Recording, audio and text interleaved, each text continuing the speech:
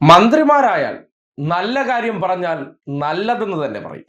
K Muraleedharan ഇന്നിപ്പോ മാധ്യമങ്ങൾക്ക് മുന്നിൽ പറഞ്ഞൊരു പ്രതികരണമുണ്ട്. ദേ കേട്ടെ.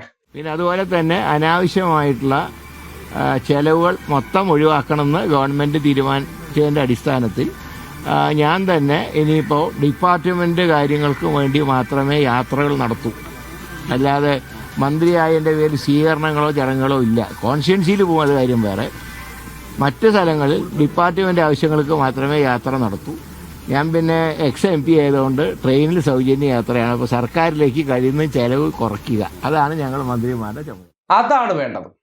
മന്ത്രിയായി എന്ന് കരുതിക്കൊണ്ട് നാട് നീളെ പോയി ആദരവ് ഏറ്റുവാങ്ങൽ അല്ലെങ്കിൽ അതിൻ്റെ ആഘോഷ പരിപാടികളിലൊന്നും ഞാൻ പങ്കെടുക്കില്ല. ജനങ്ങൾ തിരഞ്ഞെടുത്ത് ഒരു ഉത്തരവാദിത്വം ഏൽപ്പിച്ചു, ഞാൻ അതിൽ ശ്രദ്ധ കേന്ദ്രീകരിക്കും.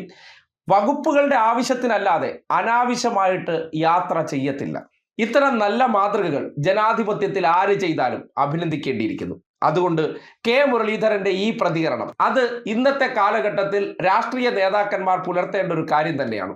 നേരത്തെ ഇടതുപക്ഷത്തിന്റെ പല ആൾക്കാരും ഇത്തരം പ്രവർത്തനങ്ങൾ കാട്ടിയിരുന്നു എന്നുള്ളതും യാഥാർത്ഥ്യമാണ്. എന്നാൽ കോൺഗ്രസ് അധികാരത്തിലേക്ക് വരുമ്പോൾ അവർക്ക് മന്ത്രിമാരെ ആദരിക്കലൊക്കെ ഒരു പ്രത്യേകതരം ആചാരം പോലെ കൊണ്ടാടുന്ന പരിപാടികളുണ്ട്.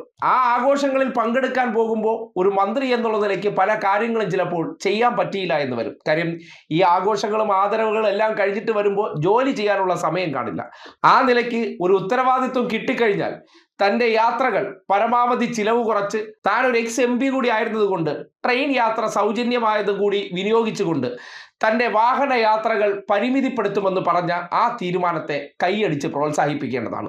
നല്ല കാര്യങ്ങൾ അതെങ്ങനെ PR ഡയലോഗുകളല്ല, അല്ലാതെ ഒരു വ്യക്തി ആത്മാർത്ഥമായിട്ടും സത്യസന്ധമായിട്ടും പറയുന്ന കാര്യങ്ങളും മുൻകാലങ്ങളിലുള്ള അദ്ദേഹത്തിന്റെ പ്രവർത്തനവും വെച്ച് താരതമ്യം ചെയ്ത് നോക്കുമ്പോൾ മുരളീധരനെ പോലുള്ളവരൊക്കെ അച്ഛന്റെ പാരമ്പര്യം കാത്തു സൂക്ഷിക്കുന്ന ഒരു മകൻ കൂടിയാണ്. ആ നിലയ്ക്ക് അദ്ദേഹം നീണ്ട ഇടവേളയ്ക്ക് ശേഷം മന്ത്രിസ്ഥാനത്തേക്ക് വരുമ്പോൾ ആ മന്ത്രിസ്ഥാനം ജനങ്ങൾക്ക് ഗുണമാകുന്ന രീതിയിൽ താൻ പ്രയോജനപ്പെടുത്താൻ തീരുമാനിച്ചിരിക്കുന്നത് എങ്ങനെയെന്ന് ആദ്യമായി പ്രഖ്യാപിച്ച കാര്യം സ്വീകാര്യമാണ്. ഇനി അദ്ദേഹത്തിന്റെ പ്രവർത്തനങ്ങൾ വരും ദിവസങ്ങളിൽ കണ്ട് വിലയിരുത്താം. എന്തായാലും തുടക്കത്തിൽ മാധ്യമങ്ങൾക്ക് മുന്നിൽ ഡയലോഗ് കാച്ചി ഹീറോയിസം അടിക്കാതെ അവനവൻ ചെയ്യാൻ പറ്റുന്ന കാര്യങ്ങളും ചെയ്യാൻ പോകുന്ന കാര്യങ്ങളും അത് പറയുന്ന ശൈലിയിലും പ്രവർത്തിക്കുന്ന രീതി കണ്ടാൽ വിലയിരുത്താം. അത് കെ മുരളീധരൻ പറഞ്ഞ ഈ വാചകങ്ങളെ നിസ്സംശയമായിട്ട് അദ്ദേഹത്തിന്റെ മുൻകാല പ്രവർത്തനങ്ങൾ കൂടി വെച്ചിട്ട് പ്രാബല്യത്തിൽ വരാൻ സാധ്യത ഉള്ളതുകൊണ്ട് തന്നെയാണ് ആ പറഞ്ഞ കാര്യത്തെ 100% ജനാധിപത്യത്തിൽ കൈയടിക്കേണ്ട മാതൃകയെന്ന് പറയേണ്ടി വരുന്നത്.